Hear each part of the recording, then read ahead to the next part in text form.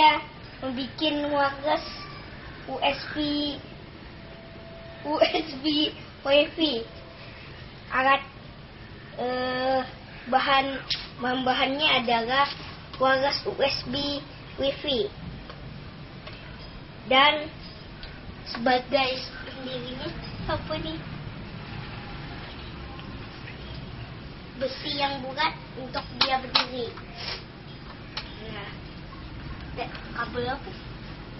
Dan kabel setelah Anda berapa meter penting sampai, dan kayu itu karenanya ditahan supaya kuat, nggak usah dipaku, kasih dites.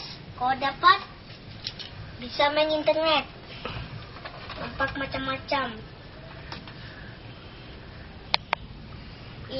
Cara membuat wireless. Membuat wireless, bahannya adalah USB WiFi yang kayak gini.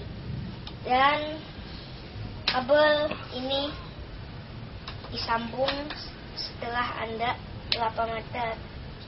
Dan besi ini diganjal sama besi ini supaya kuat. Jadi dikasih kayu berapa meter, ditambah direm dan kareng. Di daerah kami ada 2 signal gratis, yaitu BangDesNet dan TP-Link. Selesailah sudah